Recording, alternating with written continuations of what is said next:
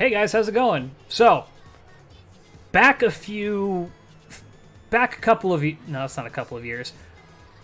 Back a little over a year ago, one of my most popular videos was my video talking about how the gender bends in Fate are weird, and the excuses that were made for them. Going back and listening to that video, I realized that I've made a couple of different mistakes with that. So, I would like to come out and make some corrections, and as I've experienced more of these characters in Fate through the story, I would like to come out and maybe, change up where I put some of those placements. Some of the things that you'll come to see is that characters like the Fey Knights no longer exist on this list like they did last time. Somebody pointed out in a comment recently that how I described the Fey Knights before was that it was the actual spirit origins of the Knights of the Round Table being possessed by monsters from across British myth. Now, that's just not true. That's a bunch of bullshit. However, that was what we were given initially as our excuses for JP when it was not translated properly. I have now done significantly more thorough research into every single character on this list, and we're going to discuss and rate each and every single one of the excuses for the gender bends in Fate. Part 2. Alright, so let's get to it.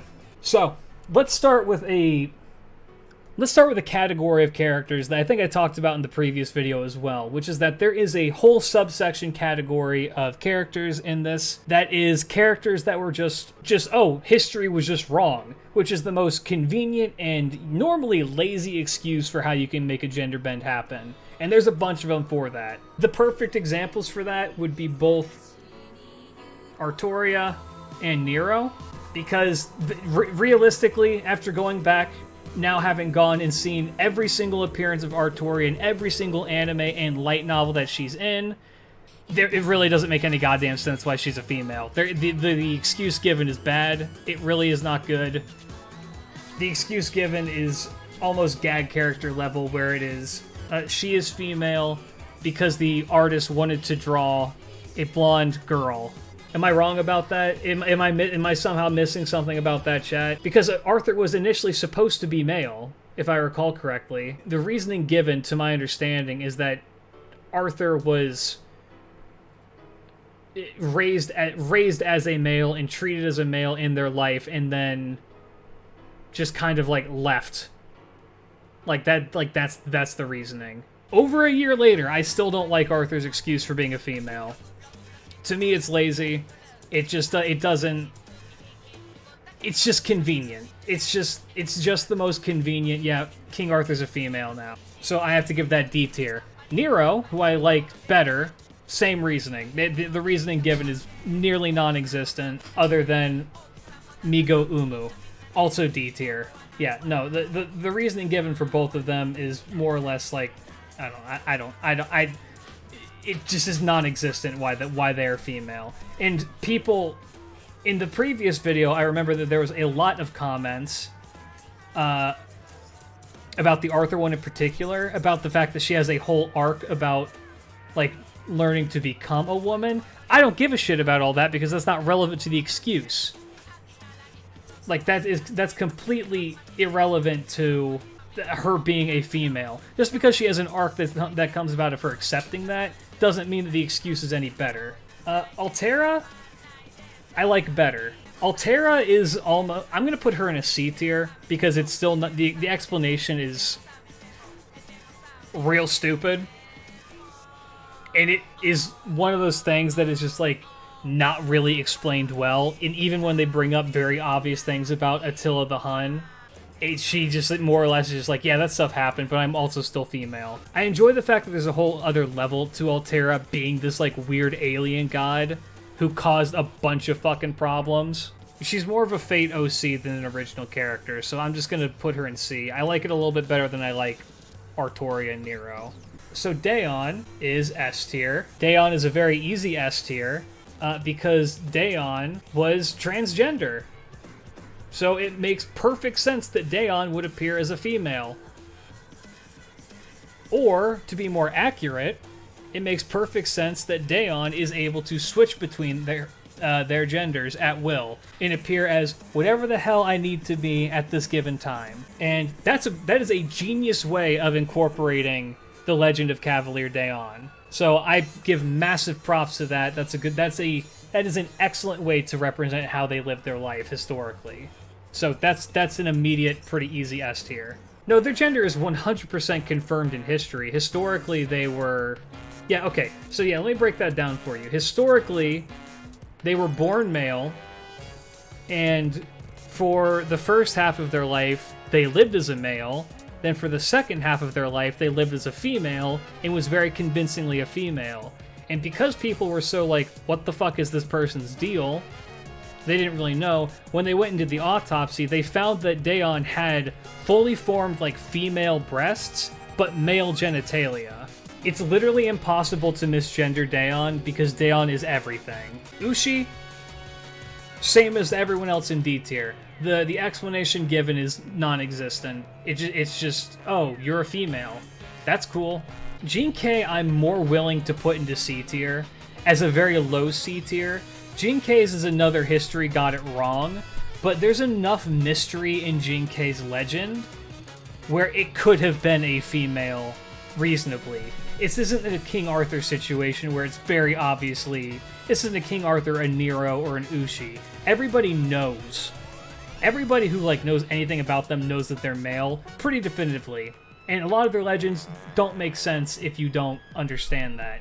Gene K is a footnote. Enough reasonable mystery there that it could be. So, while it's the same thing as the others, I'm willing to put it at a higher tier. We're actually going to add the not gender bend category, because Orion fits into that. This is not a gender bend, but it's one of the ones that if I don't talk about it, people will mention it. Not a gender bend, it's... Artemis hijacked the summoning system and manifested so that her husband wasn't going to cheat on her. I say husband, but they're not married, but you know what I mean. Okay, Drake. I'm going to put Drake into B. Drake is one of those ones that there's a lot of stuff that's not very clear up front about what Drake is all about. But if you do enough digging, you'll find that Drake in Fate is represented not as actual Captain Francis Drake, but is in reality Elizabeth I, which is an awesome idea. It really is. And it makes sense. It's one that, while not exactly believable, it's one that I think is a fascinating take on why Francis Drake would appear as a female. Now, because it lacks any believability or any historiosity behind it besides it being a complete Fate creation, the fact that they did take the time to come up with that backstory is pretty impressive, and it's a theoretical backstory that could maybe work. Okita. Putting into A tier. Okita might actually be S tier, but I'm going to say A tier. Okita's is another example of history wrong. However, history might actually be wrong, which is what makes her interesting. There is reasonable evidence to suggest that Okita was potentially a female. And that has to do with a lot of mystery surrounding Okita's past, the fact that no images of Okita exists, but descriptions of Okita describe Okita as being incredibly feminine. I believe having a high voice, and it's very vague. All accounts are fairly vague on what Okita is. There's a pretty famous picture that people associate with Okita that is not actually Okita. That person in that picture was a model, I believe. Or the pictures, or it was a mass-produced thing posing as Okita, and it's not the actual person. I believe that I actually put her into A tier last time because funny gag character and I wasn't taking it very seriously. After doing more research into it, I'm very pleased to announce that I was right, and I'm going to keep her into A tier. Nobunaga.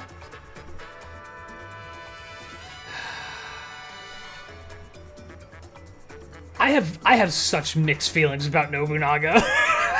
Here's the thing. Nobu is a gag character, but it's the fact that they acknowledge that she's not the real Nobunaga that throws me through a loop. The fact that they openly acknowledge that she isn't the actual Oda Nobunaga, there is a different Oda Nobunaga out there, and we've seen him, and it's just real Oda Nobunaga. No, she isn't. And I think it's Guda Guda. Is it 3 or 4? They're just openly like, shit, it's the real Nobu. He's the most powerful Nobu. He's stronger than all the other Nobus because he's the one who's not a bullshit gag character. So because that exists in the game, that leads me to believe that our Oda Nobunaga is not the actual Oda Nobunaga, and it might be a Musashi situation where she's from a different world, in which case that makes for a decent, like, explanation. She's a gag character. Oh, Nobunaga, both Nobunaga and Okita were created and gender bent initially because they were making fun of the fact that Fate had so many gender bends. That they were made as gender bends for the joke of that exclusively. So because of that, I'm gonna bump her up to B. That knowledge fucks with my head a little bit.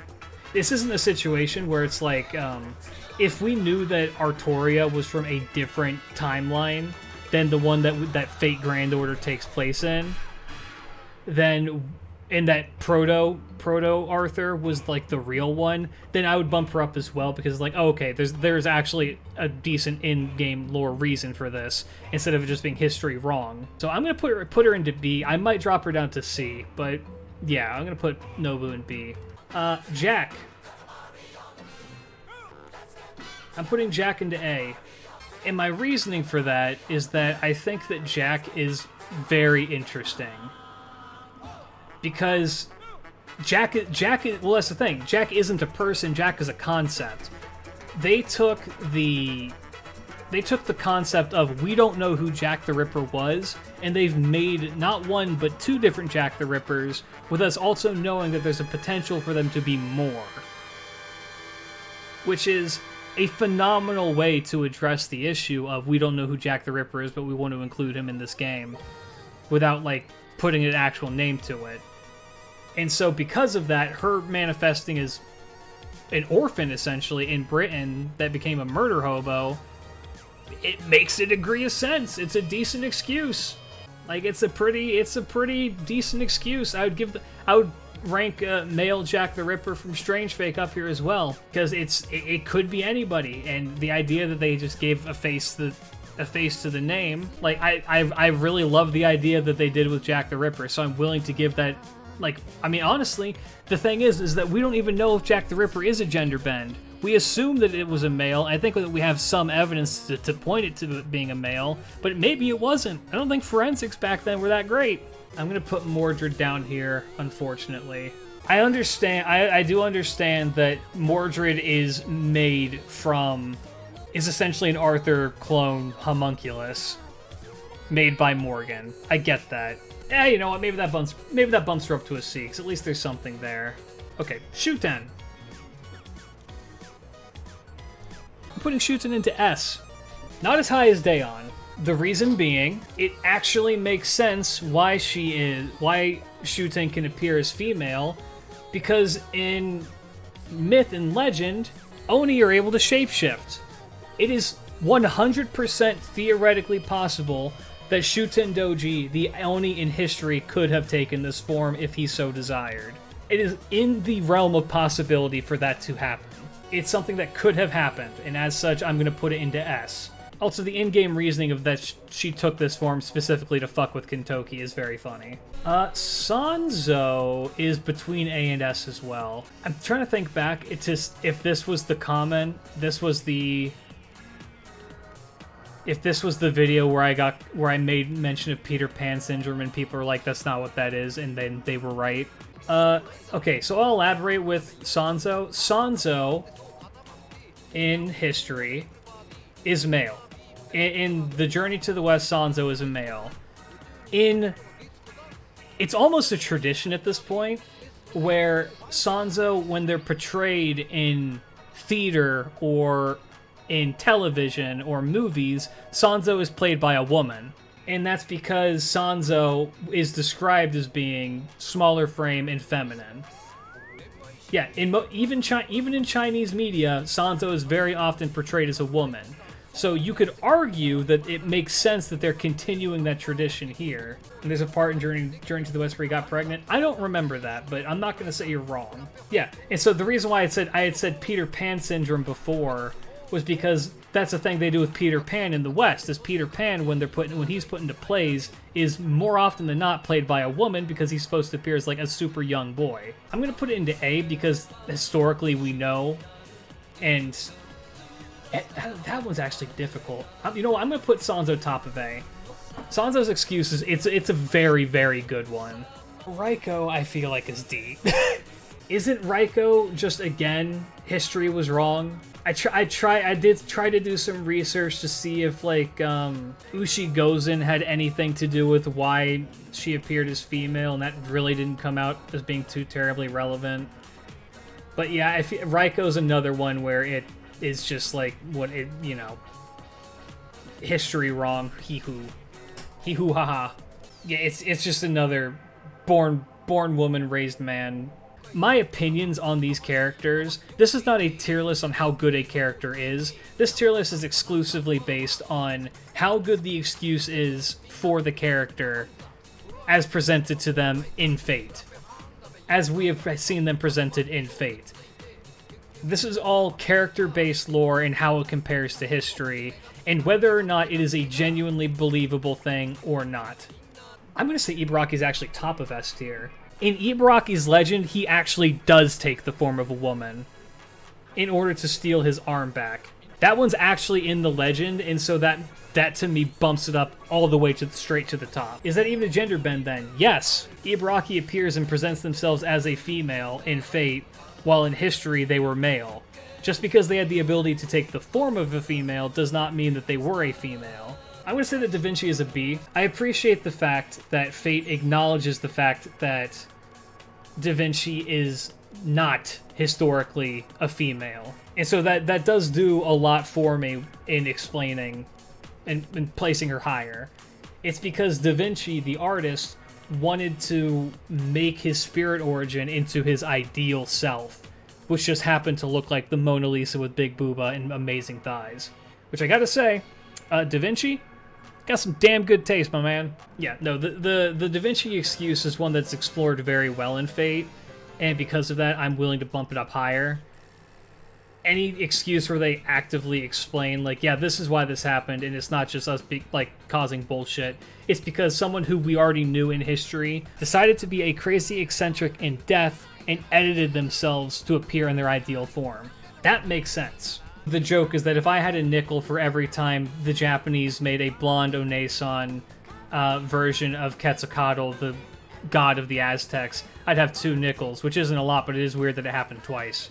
If I am understanding Quetzalcoatl's manifestation as a human properly, Quetzalcoatl is possessing the form of a young woman. Mind you, it's a young woman who matches Quetzalcoatl's personality and, like, designs, and so she's compatible with her.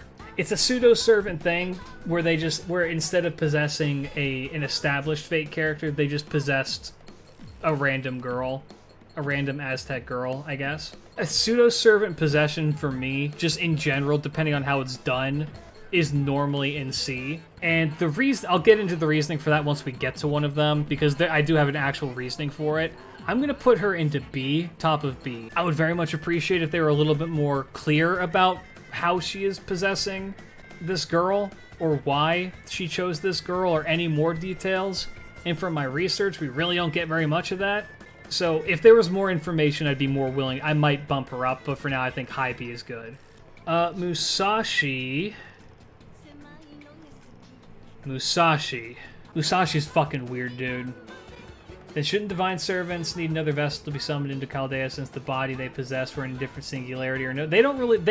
They mention that it's possible for them to manifest. So the reasoning why you're able to manifest in that form is because you're recorded into Chaldea in that form. It's the same reason why we can summon this copy of Jack the Ripper and not the one from Strange Fake. Because she exists in the records looking like that, and so we can only summon her looking like that. Musashi is... Yeah, okay. I want you all to understand why Musashi is a weird one to rank. Because, okay, a little look into the future. I'm writing an Under the Spyglass video on Musashi's story in Fate. And Musashi, if you're not aware, Musashi is from a Lost Belt.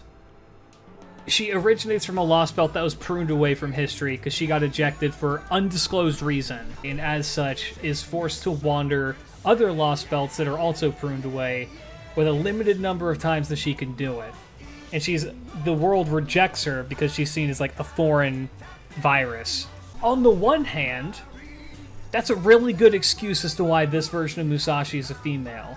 And so because I'm playing along with the same idea of Nobunaga, this not being the real one and that it's acknowledged, I have to do the same for Musashi, because they very, very openly acknowledge that Musashi is not proper human history Musashi.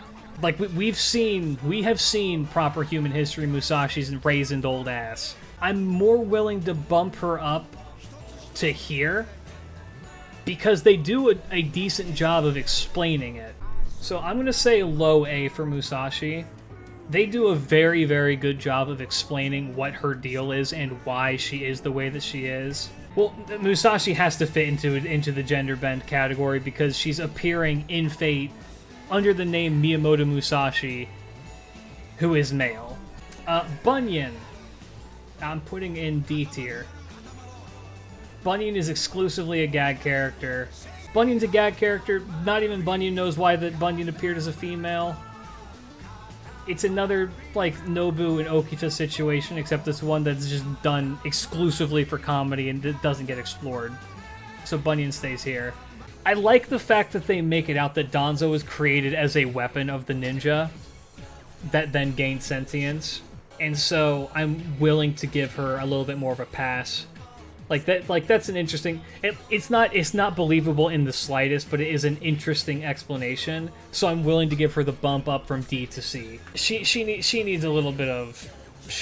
I would like a little bit more, which maybe she gets out of the Kashin Koji story, but I didn't really see too much of that. Neza is... A or B? I think A. I think Neza's a good low A.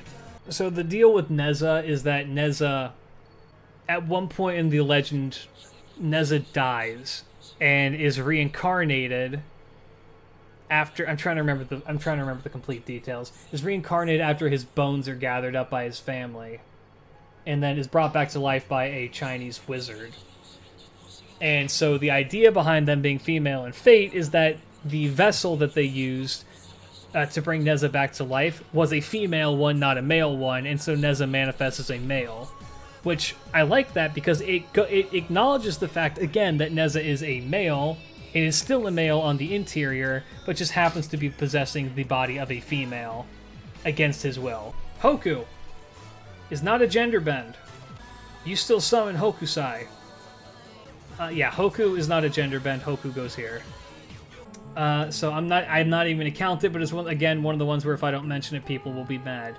I've seen a couple of different people now ask, is red hair a gender bend? Well, according to some Chinese sources, the horse known as Red Hair was a mare? And so with the fusion of Red Hair fusing with Blue Boo, it is the only female to male gender bend that we know about in Fate. And I'm still putting it in fucking D. It's bad. It's a bad excuse. The excuse that they have is that it all comes from the phrase, among men Lubu, among horses red hair. I've never heard that phrase ever. It is literally the opening thing that Red Hair says. It's like the start of their character profile. Kama.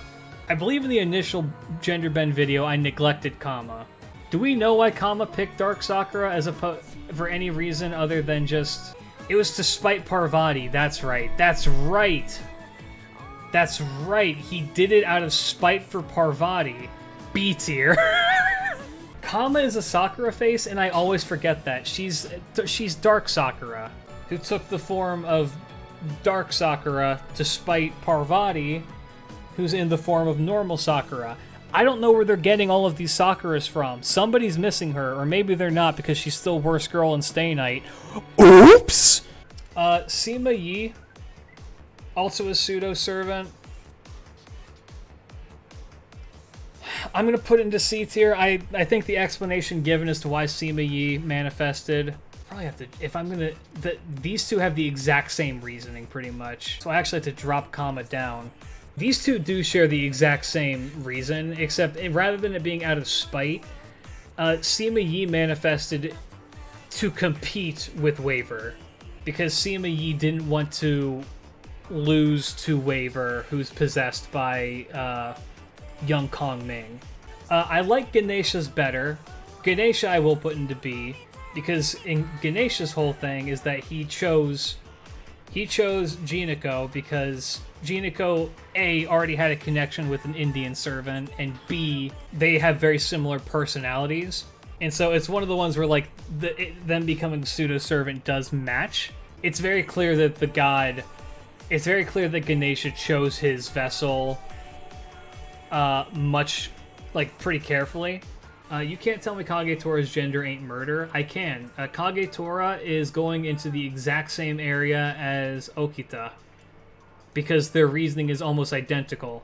I think it's if you look up Uesugi Kenshin, you'll get stuff for the male version, and if you look up Nagao Kagetora, which is the exact same person, you'll find resources for the female version. Or it's for the reverse. I don't recall which one it is. It's one of those two.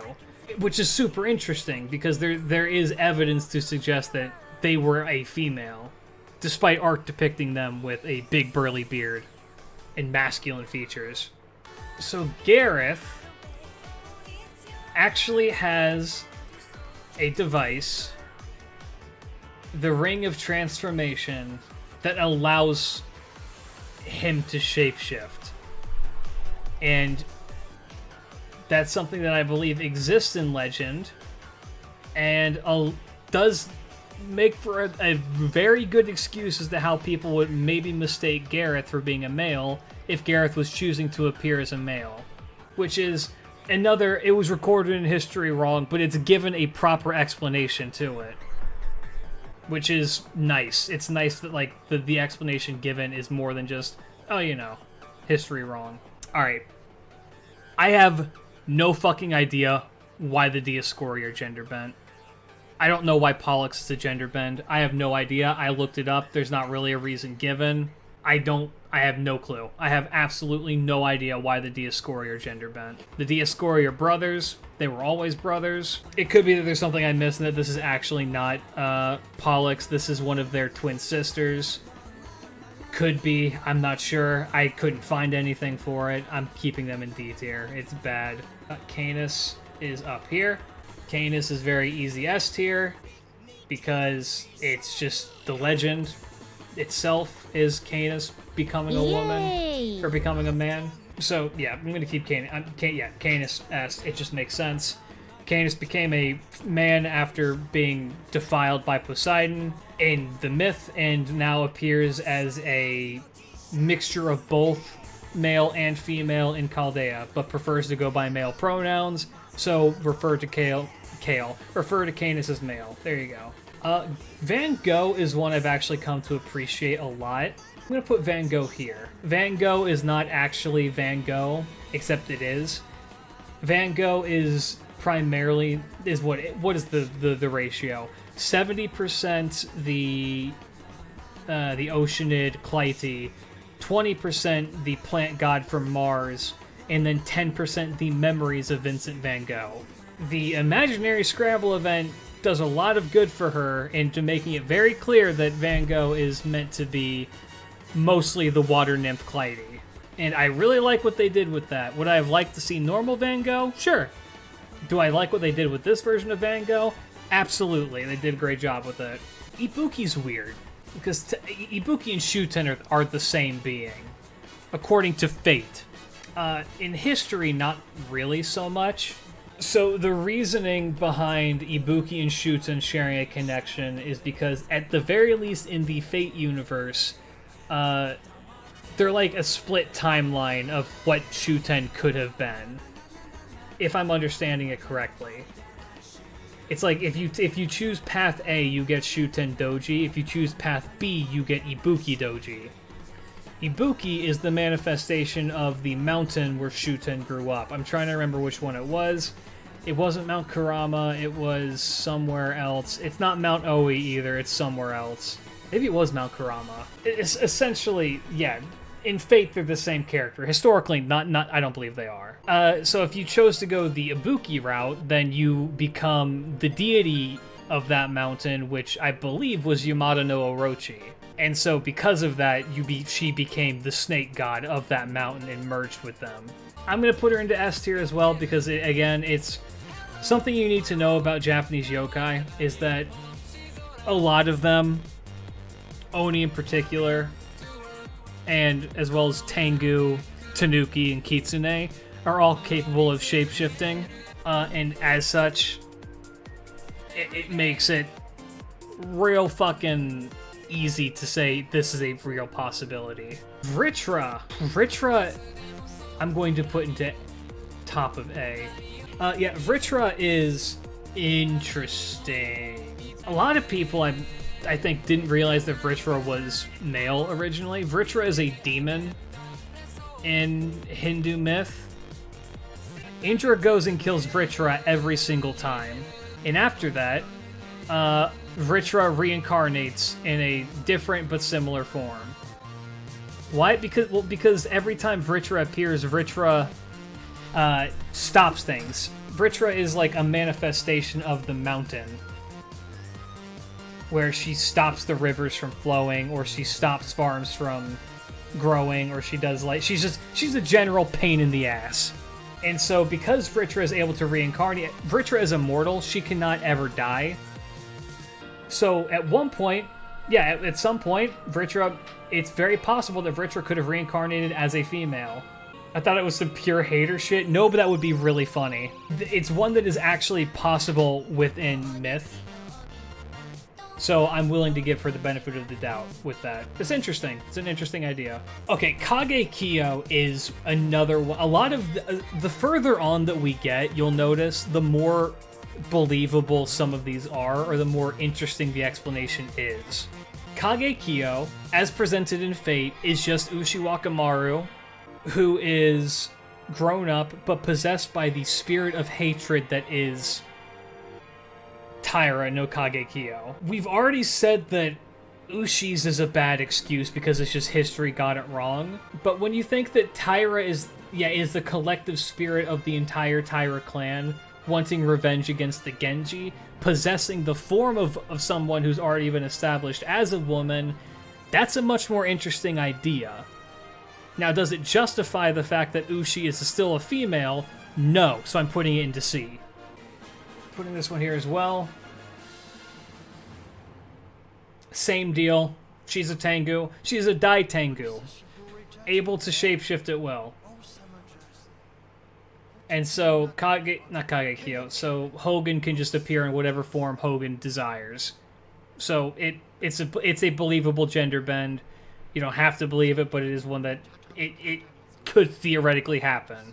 Which is more than you can say for most of these. Okay, what the fuck is Karen's deal? So this is what I meant when I said that, yeah, from my understanding, this was an excuse to put Karen into the game. I didn't yield any good reasoning as to why Karen appears as Amor. Aside from, we want Karen in this game. Because Babu funny. So, D tier. Demalay, I appreciate the fact that, so, I'm actually more inclined to put Demalay into S tier. No, I think she has to be an A tier. Pretty high on the A tier. Because I think S tier is reserved for a historical precedent existing.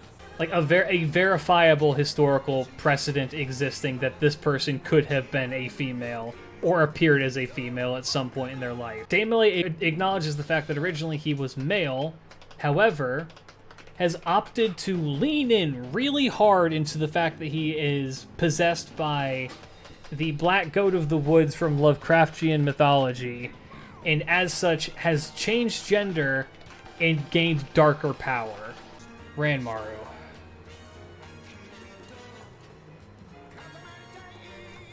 Ranmaru, Ranmaru, Ranmaru, Ranmaru, Ranmaru, Ranmaru, Ranmaru, Ranmaru, Ranmaru, Ranmaru, Ranmaru, Ranmaru, Ranmaru, Ranmaru, Ranmaru.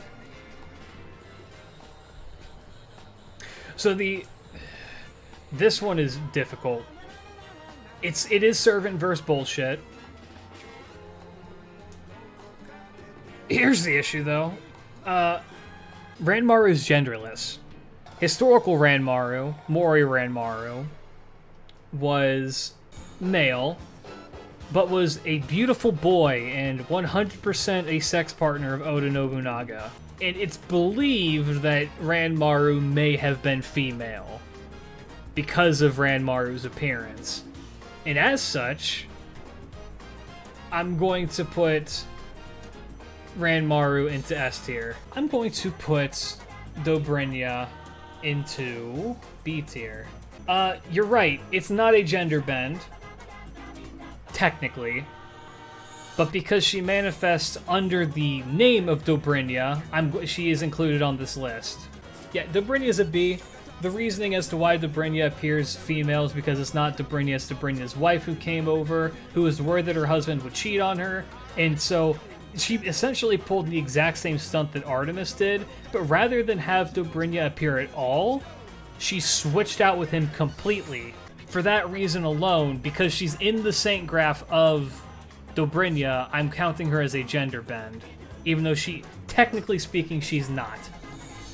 But because she's here instead of the person who was meant to be summoned, I'm going to count it. If you had a husband like Dobrynya, you would have trust issues as well. So Hephaestion. I actually like Hephaestion's explanation a lot. It's one of the better explained ones in Fate. Pretty decent. So Hephaestion is the twin sister to the historical Hephaestion. The historical Hephaestion was the right-hand man of Alexander the Great until he died, essentially. And the reason why this version of Hephaestion didn't have a name is because if you didn't have a name, you could know certain magic that would allow you to impersonate people. She essentially acts in the Fate timeline. She acts as the body double for Iskander in a lot of different stuff, like different speeches, different presentations, and she guards him from curses. She's like his court wizard to a degree, court wizard and court assassin in the same go. And so the idea that the reason why she's not recorded in history is because she didn't even have a name and was working in the shadows is really interesting. I like the explanation. It's 100% bullshit, but it's very interesting. It's a very decent and well elaborated on explanation, so it's worth the higher rating. Baz. I'm going to put Baz at the bottom of C tier. So Baz is possessed. This is very similar to Karen, where it's just very clear that they wanted to put Bazit into the game, and I don't blame them. It was a great decision. But they, at the very least, give a better explanation, which is that Manon McLear was able to come into contact with Bazit because I believe she's a descendant of his line, which is why she's in possession of the Frogra, whereas I like to call it the Frog Rock, which is a weapon of Manon McLear's. And so there's an actual connection there, so the way how they're able to combine with each other makes sense. But then you also just learn the fact that they just wanted to draw Baz in a wedding dress, which is why her third ascension looks like that, and you're like, oh. So I say C tier. I don't care for the long hair. Bazit in her first ascension is their best ascension. I will hear no arguments otherwise. Daikokuten actually may be worse than Bazit. This is an example of Daikokuten. So Daikokuten is one of the 7 lucky gods of Japan. Is associated with rats. Now, people have been arguing with me on this for a while now, that no, that's actually just Daikokuten. It's not. That's not Daikokuten. That's Daikokuten's familiars. It's not him, it's his familiars. It's explicitly stated that those are his familiars who work for him. In the Bond CE, it explains that was them before they were sentient, essentially. Yeah, well, of course they're horny. They're rats. Rats eat and fuck, and that's it. That's all that rats do. It's the perfect life, man. Yeah, no, the explanation is that they're not even the guy, they're his familiars, which is a good one. I love the rats. They are on my list of characters I would like to get to NP5 potentially, and that I'm going to attempt to grail to 100. Even though I have no quick supports, I love them that much. It's one of my favorite pieces of Rio art that he's ever done, and the rat explanation is mid at best. Bakines is weird. Bakines is weirder. Bakines is weirder than you think it is. Bakines is way more fucking weird than you think it is. Initially, I believe that Bakine was supposed to be the manifestation of Bakine's daughter, who was the one who, for the latter half of his life, wrote the ending of his stories. However, and this is explicitly stated in her profile in FGO. Let me pull up the note I made about this earlier today. Note on Bakine with a check mark. Bakine, is possessing the form of his daughter, but taken the form of Fusehime, a character from his novel Something Something Dog. And that is because in the novel, it is heavily implied that Fusehime was knocked up by a dog.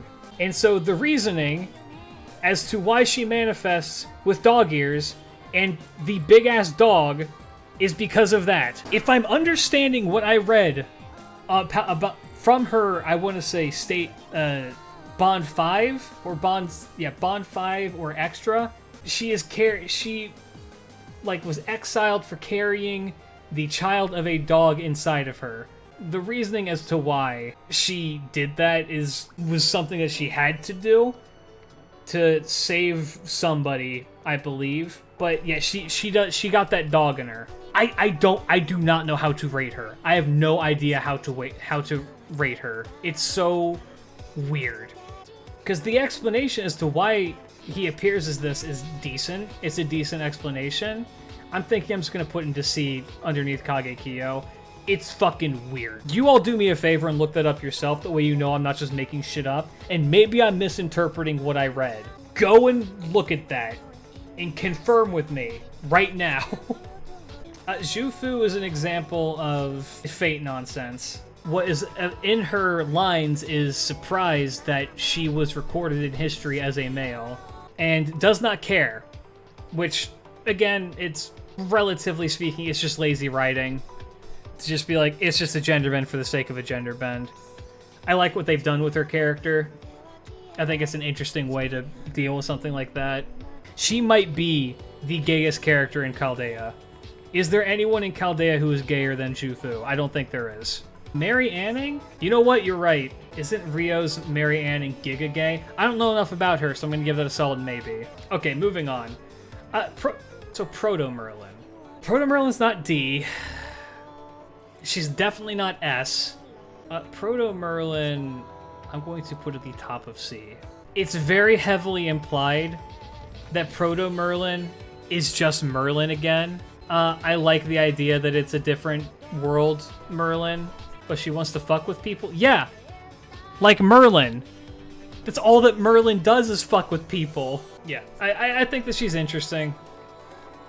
I wish that there was more to it, that we could get maybe a proper explanation, but it's explicitly said that if you ask her about why she is a female, she just looks at you and smiles. Sen no Rikyu is one of my favorite gender bends in the game, which I'm going to put into S tier. If you don't know what the deal is with Sen no Rikyu was executed by Toyotomi Hideyoshi, or rather told to execute himself by Toyotomi Hideyoshi. And the female form, it belongs to another member of history called Komahime, who was also executed by Toyotomi Hideyoshi, wrongfully so. And the two spirits intermingled with each other to, like, comfort each other. And as such, manifest as less of, like, a heroic spirit and more of, like, a fucking vengeful ghost. Bias? Yes. It's one of the best explanations that we've ever received for a gender bend. You can make the argument that Hokusai in his third ascension is a gender bend, because in his third ascension, Hokusai is the one who's in control. But I'm going to use the law of averages and round up to the fact that Rikyū has 2 of the 3 in the form of the male possessing the female, while Hokusai has 1 of the 3. And so that doesn't count. It does count for Rikyū. Is this bias again? Yes. Is the explanation extremely good? Yes. Pretty good. Okay, Huyan. Put Huyan into a B. Huyan is interesting, because Huyan's excuse is that Huyan is Huyan was essentially experimented on. Her spirit origin, his spirit origin was experimented on by Moriarty in Shinjuku, and merged with the Empusa, which turned him female and made him very, very needy and afraid of loud noises. And so that idea was scrapped, and so they went with Yan King instead. And that's why they appear as a female, which is a decent explanation. It's a decent one in the story as well. It's interesting. It's not the best, but it's interesting. Slalak. I'm putting Slalak into A, and that is because I mapped out the most... she's not S. I mapped out the most genius reasoning as to why she belongs there. So, minor Lost Belt 7 spoiler. You've been warned. I'm going to say it. Don't worry about it. It's really not that big of... maybe it is. I don't know. Who cares? Most people know this already because of names. But I'm going to go say it now in 3, 2, 1. Talak is actually the city of... I can't pronounce the name. Tenochtitlan. Thank you. Tenochtitlan. Tenochtitlan. Okay, gotcha. Yeah, sorry. Not my first language, so I will mispronounce it, and I will continue to do so. Not intentionally. She's a city, right?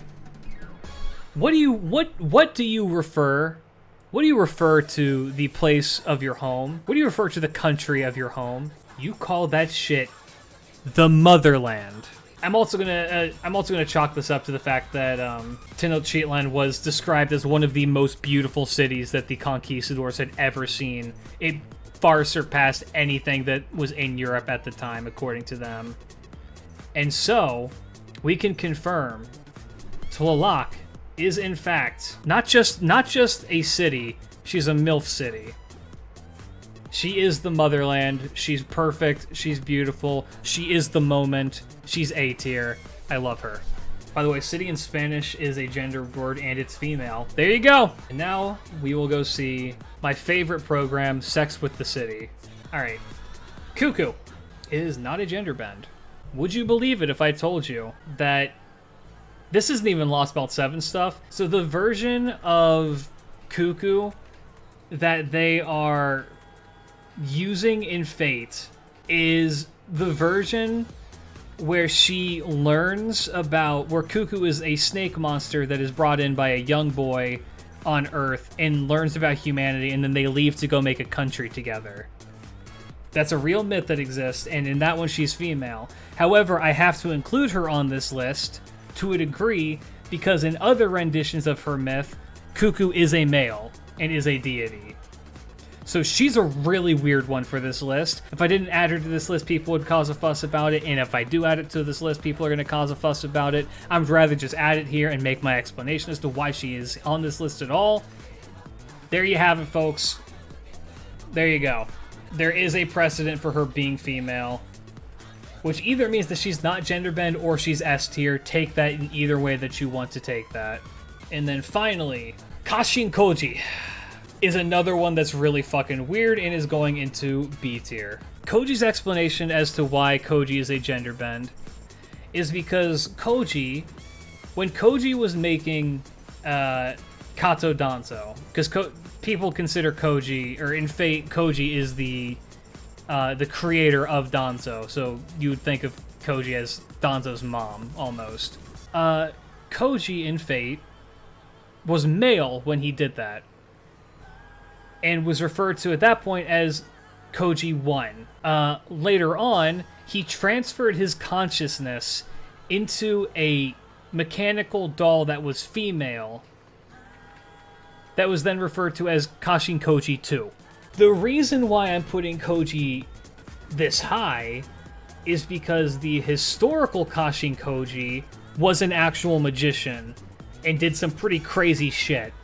So the idea that Kashin Koji, as they appear in Fate, would be able to transfer their conscious into an automaton makes sense to a degree.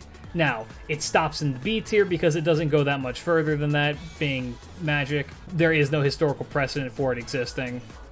So it stays in about complete middle-of-the-road B tier. That is the explanations as to why these characters have been gender bent. I hope that you all enjoyed very, very much. Let me know that down in the comments. I will be hopefully doing more stuff like this in the future. If there's anybody that I potentially missed, please let me know. If you have any changes that you would like to make, let me know down there as well. Twitch chat, is there anything you'd like me to change? I did go reading the Baking story. Please confirm with me right now that I didn't misread that. The dog's spiritual energy manifested inside the woman as 8 prayer beads. There you go. It's weird, but because it swelled her belly, the man thought that she had done the do. Yeah. Okay, yeah. Alright, that's gonna be it for me. Thank you guys so much for hanging out. I hope that you all have a fantastic rest of your evening.